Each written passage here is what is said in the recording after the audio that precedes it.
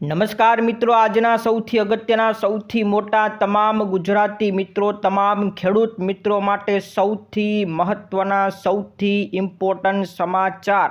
હવે એલપીજી સિલિન્ડરના પણ ATM machine આવી ગયા છે. 24 કલાક ગમે ત્યારે સિલિન્ડર મળશે. આજની લેટેસ્ટ અપડેટ, લેટેસ્ટ સમાચાર જાણીશું. તો ગુજરાતની અંદર મિની વાવાઝોડું આવી ગયું છે. પતરા, શેડ, તમામ વસ્તુ ઉડી ગઈ છે. હવામાન વિભાગે હજી પણ આગાહી કરી નાખી છે. વરસાદનું સંકટ ગુજરાત ઉપર રહેવાનું છે. આ ખેડૂતો માટેના ઇમ્પોર્ટન્ટ સમાચાર.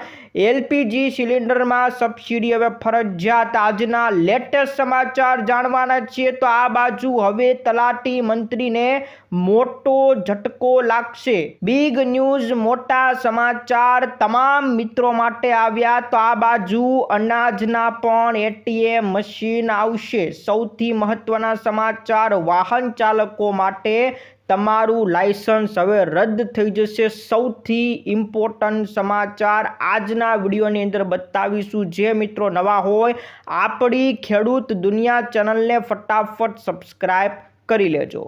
તો મિત્રો, હવે એલપીજી સિલિન્ડરના એટીએમ મશીન આવી ગયા છે. 24 કલાક ગમે ત્યારે બાટલો લેવા જઈ શકશો. આજના લેટેસ્ટ સમાચાર જાણીએ એની પહેલાં ગુજરાતની અંદર જે આગાહી કરી હતી, આ આગાહી મુજબ મિની વાવાઝોડા જેવા દ્રશ્યો જોવા મળ્યા છે. પતરા ઉડી ગયા, શેડ ઉડી ગયા, અંધારપટ છવાઈ ગયું. એના વિશેની વાત કરી દઉં તો આગાહી મુજબ ગઈકાલે સાંજથી વાતાવરણમાં પલટો જોવા મળ્યો હતો.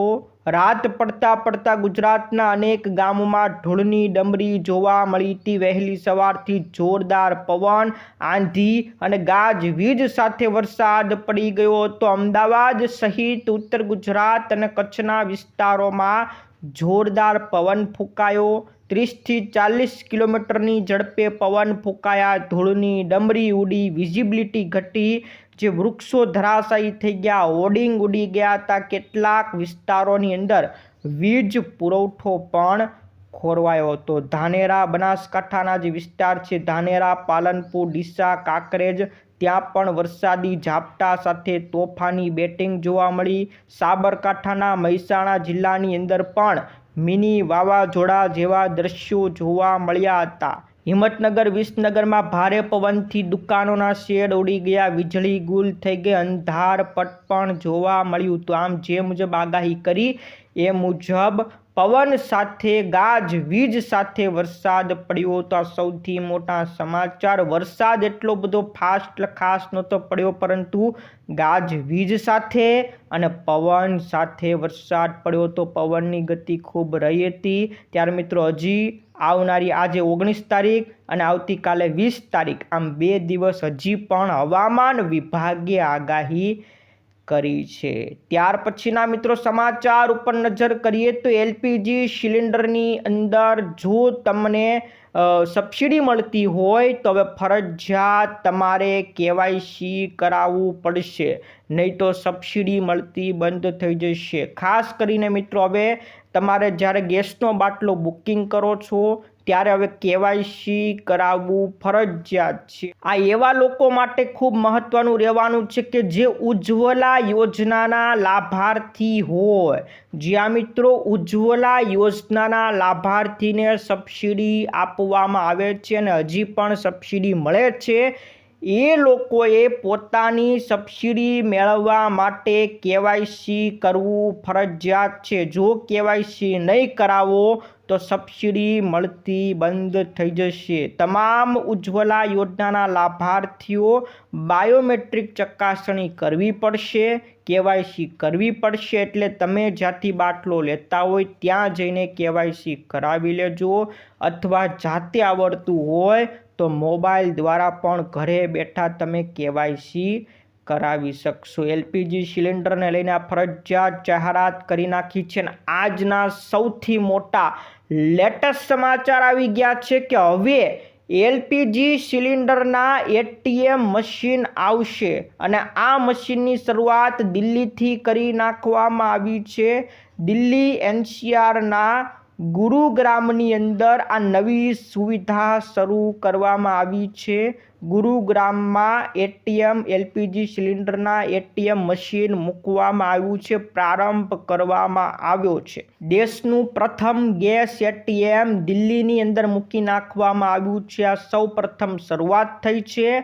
હવે લોકો ખાલી સિલિન્ડર બદલી શકશે, તરત જ એને રિફિલ સિલિન્ડર મળી જશે. આ મશીન સંપૂર્ણપણે ઓટોમેટિક છે. આમાં મિત્રો તમારે ગમે ત્યારે 24 કલાક સેવા ઉપલબ્ધ રહેવાની છે. જેવી રીતના આપણે પૈસા લેવા માટે એટીએમ 24 કલાક કાર્યરત હોય, એવી રીતના મશીન 24 કલાક કાર્યરત રહેશે. એટલે મિત્રો તમે રાત્રે પણ ગેસનો બાટલો લેવા જઈ શકશો. અને મિત્રો આ બાટલો કેવી રીતના મળશે, તમામ પ્રક્રિયા જણાવી દઉં. તો તમારે ત્યાં જવાનું છે, તમારે તમારો મોબાઈલ નંબર દાખલ કરવાનો છે, ત્યાં બારકોડ હશે, બારકોડ સ્કેન કરવાનું છે, અને જેટલા પૈસા બતાવે એટલા પૈસા તમારે ડિજિટલ રીતના પે કરવાના રહેશે. એટલે તમારો જે જૂનો બાટલો ત્યાં આપી દેવાનો અને નવો બાટલો એ મશીનમાંથી આપવામાં આવશે. આ મશીન લોખંડના બાટલા અત્યારે જે આપણે લઈએ છીએ 14 કિલોના લોખંડના બાટલા, એ બાટલા આપશે નહીં. જ્યાં મિત્રો નવા જે બાટલા આવ્યા છે ફાઇબર સિલિન્ડર, એ બાટલા આ મશીનમાંથી આપવામાં આવશે. કારણ કે લોખંડના બાટલાની આપણે જ્યારે વજન માપીએ તો ઓવરઓલ 30 કિલોનું વજન થતું હોય છે. 14 કિલોનો ગેસ હોય અને બાકી 15 કિલોનો બાટલો હોય, એવી રીતના 30 કિલો લોખંડનો બાટલો થતો હોય. ત્યારે ફાઇબર સિલિન્ડરનું કિંમત અડધું હોય છે, ખાલી 15 કિલોનો જ આ બાટલો હોય છે. તો આ નવા ફાઇબર સિલિન્ડર આ એટીએમ મશીનમાંથી આપવામાં આવશે. હવે તમામ મિત્રોને મોટી રાહત મળશે. હવે લાઇનમાં ઊભું નહીં રહેવું પડે અને ગમે ત્યારે પોતાના કામ છોડ્યા વગર રાત્રે પણ બાટલો લેવા જઈ શકશે. આ એટીએમ મશીન અત્યારે દિલ્હીમાં શરૂ થયું છે. ધીમે ધીમે પછી આખા દેશમાં શરૂ કરી નાખવામાં આવશે. એવી જ રીતના મિત્રો આપણે અનાજના એટીએમની પણ વાત કરી હતી. ખાસ વાત એ છે કે અનાજનું એટીએમની શરૂઆત આપણા ગુજરાતની અંદર કરી નાખવામાં આવી છે. હવે મિત્રો રાશન તમને એટીએમમાંથી મળશે. ગુજરાતના આપણા અમદાવાદની અંદર સાબરમતી વિસ્તારની અંદર ગૃહમંત્રી અમિત શાહ દ્વારા શુભારંભ કરી નાખવામાં આવ્યો છે, પ્રારંભ કરી નાખવામાં આવ્યો છે. આની અંદર પણ 24 કલાક આ એટીએમ મશીન કાર્યરત રહેશે. આ મશીનમાં તમારે નીચે થેલી મૂકી દેવાની છે અને તમારે ત્યાં કોડ આપેલો હશે, કોડ સ્કેન કરવાનો છે અને તમારા મોબાઈલની અંદર રૂપી સરકાર દ્વારા મોકલવામાં આવશે. એ રૂપિયા આ કોડ દ્વારા નાખી દેવાના રહેશે. એટલે તમારું જેટલું રાશન મળતું હશે એ થેલીમાં નીચે આપવામાં આવશે. મેડ ઇન ગુજરાતનું આ મશીન છે, જેને અન્નપૂર્તિ મશીન નામ આપવામાં આવ્યું છે. આપણા ગુજરાતની અંદર જ બનેલું છે અને ગુજરાતમાં જ સૌ પ્રથમ શરૂઆત કરી છે. સાબરમતી, અમદાવાદના સાબરમતીની અંદર આ અન્નપૂર્તિ મશીન મૂકવામાં આવ્યું છે. ધીમે ધીમે આખા ગુજરાતમાં મૂકવામાં આવશે અને પછી ધીમે ધીમે આખા દેશની અંદર અનાજના એટીએમ મશીન મૂકવામાં આવશે. 24 કલાક એટલે કે તમે ગમે ત્યારે રાત્રે પણ અનાજ લેવા હવેથી જઈ શકશો. સૌથી મોટા સમાચાર રહેવાના છે. તો આ બાજુ હવે તલાટી મંત્રીને મોટો ઝટકો આપવામાં આવ્યો છે. જ્યાં મિત્રો હવે તલાટી ખાલી હાજરી જ નહીં પરંતુ આખા દિવસ દરમિયાન કયા કયા કામો કર્યા છે બધા રેકોર્ડ સરકારને આપવા પડશે અને આખા દિવસની હાજરી હવે સરકારને સોંપવી પડશે. એટલે ખાલી સવારે આવીને હાજરી પુરાવી જાય એવું ચાલશે નહીં. હવે સમયે સમયે ડિજિટલ હાજરી પુરાવી પડશે. જ્યાં મિત્રો સવારે 10 વાગ્યાથી 11 વાગે એક ડિજિટલ હાજરી પુરાવવાની છે. ત્યાર પછી સાંજે 5:40થી લઈને 6:40ની વચ્ચે બીજી હાજરી પુરાવવાની રહેશે. આમ મિત્રો તલાટી મંત્રી આખા દિવસ ત્યાં હાજર રહેવું પડશે. તેથી મિત્રો વાવ અને થરાદના વિકાસ અધિકારીએ કડક અને મહત્વનો નિર્ણય કરી નાખ્યો છે। જે વાવ અને થરાદની જેટલી પણ ગ્રામ પંચાયતો આવતી હશે એ બધા જગ્યાએ તલાટી મંત્રી માટે આ નવો નિર્ણય લાગુ કરવામાં આવ્યો છે। સાથે સાથે એવું પણ કીધું છે ખાલી હાજરી જ નહીં, તમે ત્યાં બેઠા બેઠા કયા કયા કામો કર્યા છે બધો રેકોર્ડ સરકારને આપવો પડશે। સૌથી મોટા સમાચાર આજના સમાચાર રહેવાના છે, ત્યારે તમામ મિત્રોને જણાવવાનું કે ગુજરાતમાં તમામ ગ્રામ પંચાયતોની અંદર આ નિર્ણય જાહેર થવો જોઈએ કે નહીં, નીચે મિત્રો કોમેન્ટ કરીને જરૂરથી જણાવજો। ત્યારે મિત્રો આ બાજુ નર્મદા પરિક્રમાનો પ્રારંભ આજથી શરૂ થઈ ગયો છે। નર્મદા પરિક્રમા મિત્રો શરૂ થઈ ગઈ છે 19 માર્ચ એટલે કે આજથી ચૈત્ર વદ અમાસથી આવનારી 17 એપ્રિલ 2026 સુધી આ નર્મદા પરિક્રમા યોજાવાની છે। ગુજરાત સરકારે એની તડામાર તૈયારીઓ કરી હતી। આવા મોટા મોટા ડોમ બનાવવામાં આવ્યા છે। યાત્રીઓને જેટલી પણ સુવિધા આપવામાં આવે એ બધી સુવિધા ગોઠવી હતી। આ ડોમની અંદર મોબાઈલ ટોયલેટ એટલે કે ટોયલેટની સુવિધા, water station, medical unit, ambulance, lighting, emergency help point, વિશાળ વોટરપ્રૂફ ડોમ શેલ્ટર, ખાટલા, ગાદલા, ઓશિકા, ખુરશીઓ, બેડશીટ, વિશ્રામ, આ બધી સુવિધા ત્યાં ગોઠવવામાં આવી છે। નર્મદા પરિક્રમા માટે મોટા મોટા ડોમ તૈયાર કરવામાં આવ્યા છે। યાત્રીઓને તમામ પ્રકારની સુવિધા આપવામાં આવશે। તો આજથી એટલે કે 19 તારીખથી નર્મદા પરિક્રમાનો પ્રારંભ કરી નાખવામાં આવ્યો છે। ત્યાર પછીના મિત્રો સમાચાર ઉપર નજર કરીએ તો મિત્રો મોબાઈલ રિચાર્જને લઈને સૌથી મોટા આજના મહત્વના સમાચાર રહેવાના છે। મોબાઈલ રિચાર્જને લઈને આમ આદમી પાર્ટીના સાંસદ રાઘવ ચટ્ટાએ ટેલિકોમ કંપનીઓના પ્લાનને લઈને એક મહત્વનો મુદ્દો ઉઠાવ્યો છે। સરકાર પાસે વિનંતી કરવામાં આવી છે કે સામાન્ય માણસને જે રિચાર્જના નામે લૂંટવામાં આવે છે એ લૂંટવાનું બંધ કરવામાં આવે અને જે રિચાર્જની અંદર અમુક ફેરફારો કરવાના છે ફેરફારો કરવામાં આવે। કયા ફેરફારો કરવાના? તો મિત્રો મોબાઈલ રિચાર્જની અંદર ખાલી 28 દિવસનું જ રિચાર્જ કરવામાં આવે છે।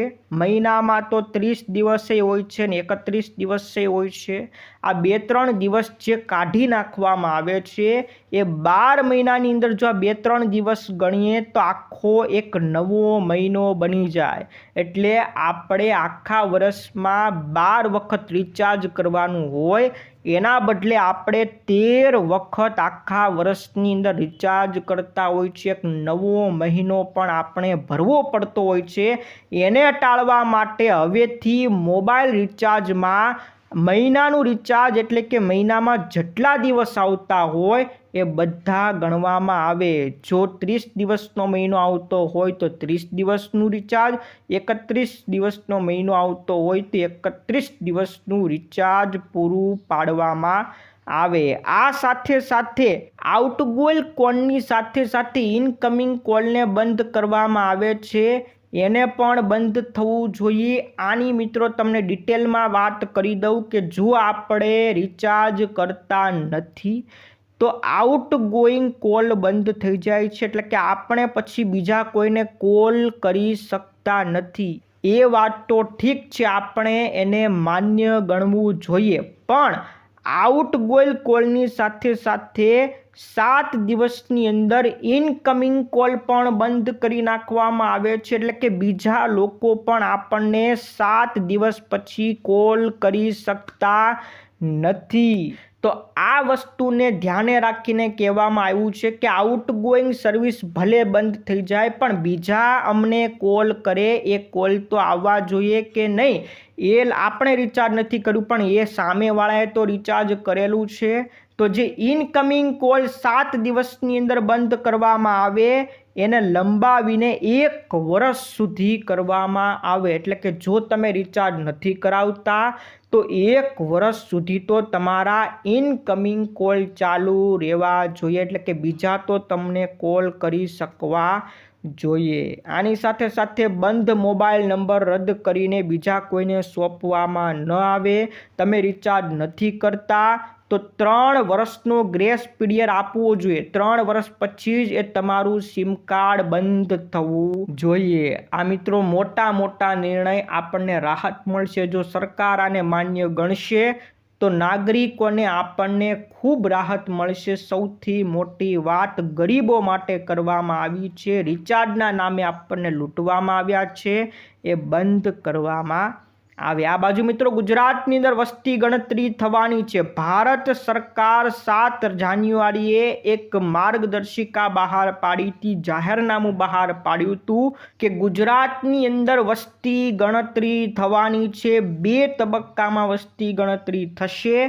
એમાં પહેલો તબક્કો 20 એપ્રિલથી શરૂ થવાનો છે. 20 એપ્રિલથી લઈને 19 મેની વચ્ચે પહેલો તબક્કો શરૂ થશે. એટલે કે 20 એપ્રિલથી તમારા ઘરે અધિકારીઓ આવવાના શરૂ થઈ જશે. તમારી પાસે વસ્તી ગણતરીના પ્રશ્નો પૂછવામાં આવશે. સૌ પ્રથમ તો આવાસ ગણતરી થવાની છે, એટલે આવાસને લગતા પ્રશ્નો પૂછશે કે તમારું મકાન છે કાચું છે કે પાક્કું, તમે ભાડે રહ્યો છો કે પછી તમારી પાસે કેટલી ગાડીઓ છે, 4 વ્હીલ છે. આ બધી ગણતરી પણ કરવામાં આવશે. તો વસ્તી ગણતરી થવાની છે 20 એપ્રિલથી. જો તમને જાતે ઓનલાઈન વસ્તી ગણતરીનું ફોર્મ ભરવું હોય તો 15 દિવસ અગાઉ એટલે કે 5 એપ્રિલથી ઓનલાઈન પોર્ટલ શરૂ કરવામાં આવશે. ત્યાં તમે ઓનલાઈન પણ તમામ પ્રશ્નોના જવાબ આપી શકશો. આ બાજુ મિત્રો સમાચાર વાહન ચાલકો માટે આવી ગયા છે. હવે ધ્યાન રાખજો વાહન ચાલકો, હવે નવો નિયમ ભારત સરકારે લાગુ કર્યો છે કે હવેથી તમે વર્ષની અંદર જો 5 વખત કોઈ પણ નિયમનો ભંગ કરો છો, પછી એ સામાન્યમાં સામાન્ય નિયમ હોય, તમે ખાલી હેલ્મેટ નથી પહેરતા એવો સામાન્ય નિયમ પણ આખા વર્ષમાં 5 વખત તમે તોડી નાખ્યો તો પછી તમારું લાયસન્સ રદ કરવામાં આવશે. જ્યાં મિત્રો આ સૌથી મોટો નિર્ણય કરવામાં આવ્યો છે. 5મી વખત તમારી પોચ ફાટી તો સીધું ડિટેક્શન થઈને આરટીઓ પાસે જતું રહેશે. આરટીઓ પછી નક્કી કરશે કે તમારું લાયસન્સ રદ કરવું કે નહીં. તમારું લાયસન્સ 3 મહિના માટે પણ રદ થઈ શકે છે અને જો ગંભીર ગુના ગણાશે તો પછી કાયમી રીતે પણ તમારું લાયસન્સ રદ કરવામાં આવી શકે છે. તો તમામ મિત્રો માટે આ સૌથી મોટા સમાચાર છે કે વાહન ચાલકો 1 વર્ષની અંદર 5 વખત જો તમે નિયમનો ભંગ કરો છો તો તમારું લાયસન્સ રદ કરી નાખવામાં આવશે. તો મિત્રો આ હતા આજના મુખ્ય સમાચાર. દરેક મિત્રો માટે ખૂબ અગત્યના કામના સમાચાર હતા. વિડીયો ગમ્યો હોય તો લાઈક કરી દેજો. તમારા જેટલા પણ મિત્રો હોય એને ફેસબુક ગ્રુપમાં, વોટ્સઅપ ગ્રુપમાં ફટાફટ મોકલી દેજો. આજ માટે વિદાય લઈએ છીએ. ફરી મળીશું આવતા વિડીયોમાં. જય જવાન, જય કિસાન.